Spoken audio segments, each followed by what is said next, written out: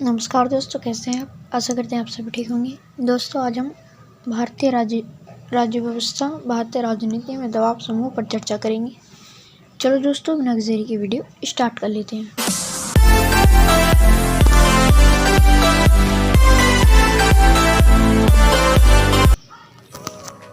Question number first है हमारा, दबाव समूह राजनीतिक दलों से किस अर्थ में भिन्न होता है? दबाव समूह राजनीतिक दलों से किस अर्थ में भिन्न होता है? दबाव समूह राजनीतिक दलों से किस अर्थ में भिन्न होता है? आप अनुमान लगाइए किसका सही उत्तर क्या हो जाएगा।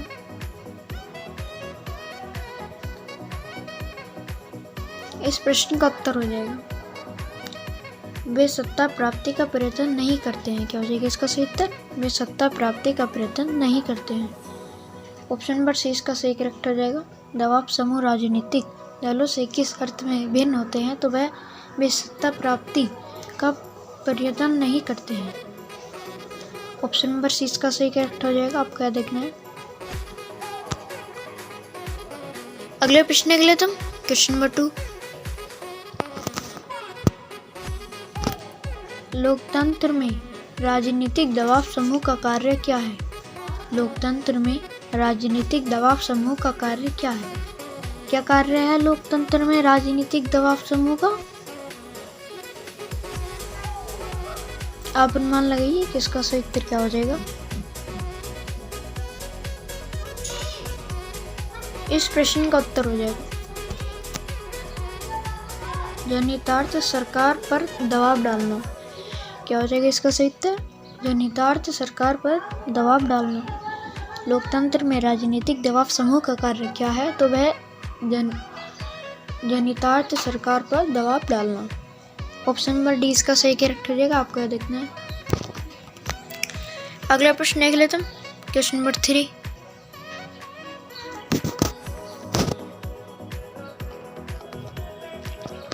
दबाव समूह का प्रधान उद्देश्य होता है। दबाव समूह का प्रधान उद्देश्य होता है।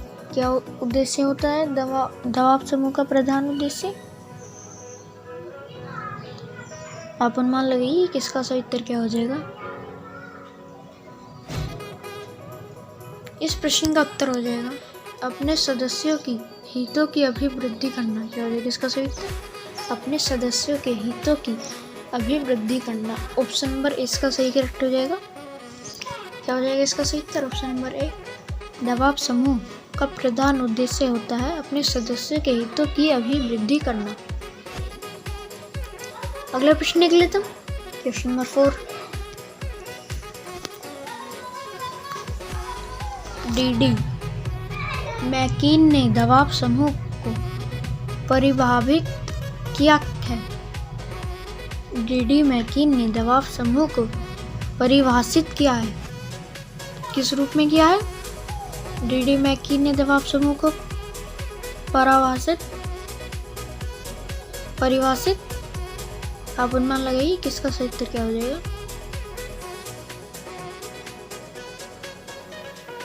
इस प्रश्न का उत्तर हो जाएगा, गुमनाम साम्राज्य के रूप में। क्या हो जाएगा इसका सही उत्तर? गुमनाम साम्राज्य के रूप में। ऑप्शन नंबर इसका सही करेक्ट हो जाएगा,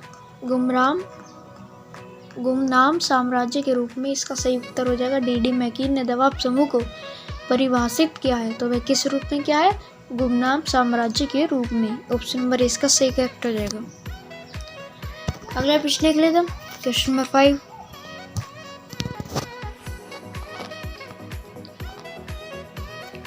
निम्नलिखित में से किसने प्रभावक समूह को विधानमंडल का तीसरा सदन माना है? बहुत महत्वपूर्ण प्रश्न है। निम्नलिखित में से किसने प्रभावक समूह को विधानमंडल का तीसरा सदन माना है? किसने माना है? आप अनुमान लगाइए किसका सही उत्तर क्या हो जाएगा। इस प्रश्न का उत्तर हो जाएगा एच फाइनर। क्या हो जाएगा इसका सही उत्तर? एच फाइनर। ऑप्शन नंबर सी इसका सही करेक्ट हो जाएगा, निम्नलिखित में से किसने प्रभावक समूह को विधानमंडल का तीसरा सदन माना है? तो वह एच फाइनर ने माना है। ऑप्शन नंबर सी इसका सही करेक्ट हो जाएगा। अगला प्रश्न देख लेते हैं, क्वेश्चन नंबर 5, 6। निम्नलिखित में से कौन एक दबाव समूह है? निम्नलिखित में से कौन एक दबाव समूह है? कौन है निम्नलिखित में से एक दबाव समूह? भारतीय किसान संघ, भारतीय मजदूर संघ, विश्व हिंदू परिषद या फिर इनमें से सभी। आप अनुमान लगाइए किसका सही उत्तर क्या हो जाएगा। इस प्रश्न का उत्तर हो जाएगा इनमें से सभी। क्या हो जाएगा इसका सही उत्तर? इनमें से सभी। ऑप्शन नंबर डी इसका सही करेक्ट हो जाएगा। इनमें से सभी निम्नलिखित में से एक दबाव समूह है, तो क्या क्या है वह? भारतीय किसान संघ भी है, भारतीय मजदूर संघ भी है, विश्व हिंदू परिषद भी है। तो इसलिए इसका सही उत्तर हो जाएगा इनमें से सभी। इनमें से सभी। ऑप्शन नंबर डी इसका सही करेक्ट हो जाएगा। अगला प्रश्न देख लेते हैं, क्वेश्चन नंबर 7। गैर राजनीतिक संगठन भारतीय किसान यूनियन किस राज्य में सक्रिय है? गैर राजनीतिक संगठन भारतीय किसान यूनियन किस राज्य में सक्रिय है? किस राज्य में सक्रिय है? उत्तर प्रदेश राज्य में, बिहार राज्य में, मध्य प्रदेश राज्य में या फिर पंजाब राज्य में। आप अनुमान लगाइए इसका सही उत्तर क्या हो जाएगा। इस प्रश्न का उत्तर हो जाएगा उत्तर प्रदेश राज्य में। क्या हो जाएगा इसका सही उत्तर? उत्तर प्रदेश राज्य में। ऑप्शन नंबर ए इसका सही करेक्ट हो जाएगा उत्तर प्रदेश राज्य में। गैर राजनीतिक संगठन भारतीय किसान यूनियन किस राज्य में सक्रिय है? तो वह उत्तर प्रदेश राज्य में सक्रिय है। अगला प्रश्न देख लेते हैं, क्वेश्चन नंबर 8।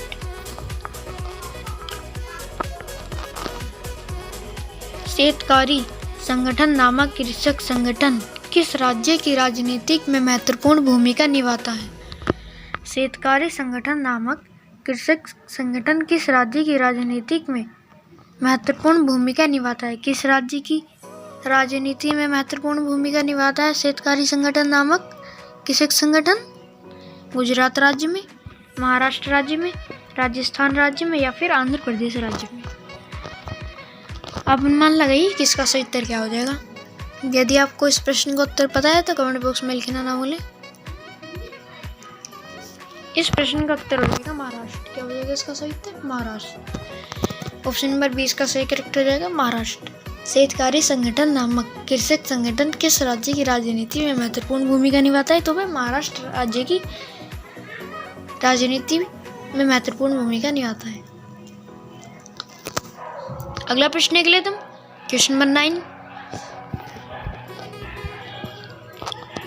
विश्व हिंदू परिषद, राष्ट्रीय स्वयंसेवक संघ, बजरंग दल आदि किस राजनीतिक दल के दबाव समूह हैं? विश्व हिंदू परिषद, राष्ट्रीय स्वयंसेवक संघ, बजरंग दल आदि किस राजनीतिक दल के दबाव समूह हैं? किस राजनीतिक दल के? शिवसेना, भाजपा, भाकपा या फिर माकपा।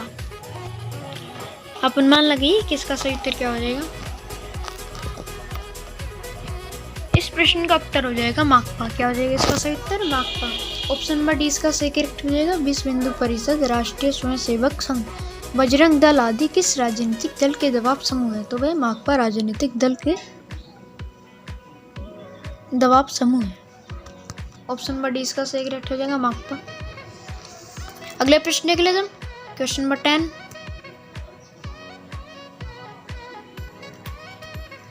अखिल भारतीय किसान सभा का गठन किस वर्ष हुआ? अखिल भारतीय किसान सभा का गठन किस वर्ष हुआ? किस वर्ष हुआ अखिल भारतीय किसान सभा का गठन? 1925 ईस्वी में, 1929 ईस्वी में, 1934 ईस्वी में या फिर 1936 ईस्वी में।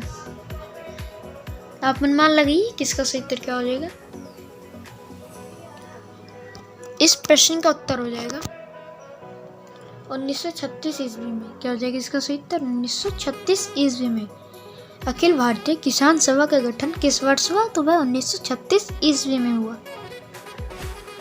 ऑप्शन नंबर डी इसका सही करेक्ट हो जाएगा। अगला प्रश्न देख लेते हैं, क्वेश्चन नंबर 11।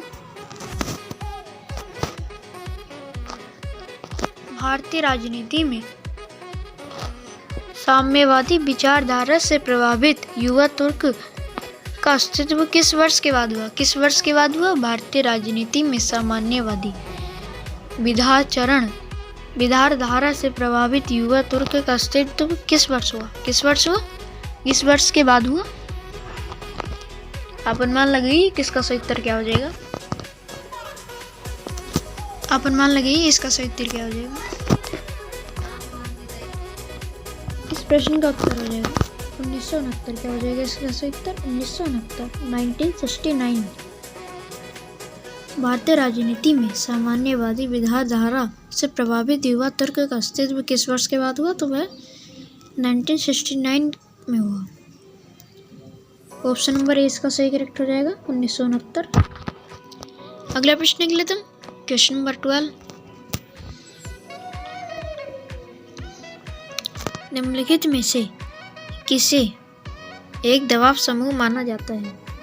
निम्नलिखित में से किसे एक दबाव समूह माना जाता है? किसे माना जाता है? लोकसभा के सदस्य, मजदूर संघ के सदस्य, मंत्रिमंडल के सदस्य या फिर पंचायत के सदस्य। आप अनुमान लगाइए इसका सही उत्तर क्या हो जाएगा। इस प्रश्न का उत्तर हो जाएगा मजदूर संघ के सदस्य। क्या हो जाएगा इसका सही उत्तर? मजदूर संघ के सदस्य। ऑप्शन नंबर 20 का सही करेक्ट हो जाएगा मजदूर संघ के सदस्य। निम्नलिखित में से किसे एक दबाव समूह माना जाता है? तो वह मजदूर संघ के सदस्य को माना जाता है। आज के लिए इतना ही।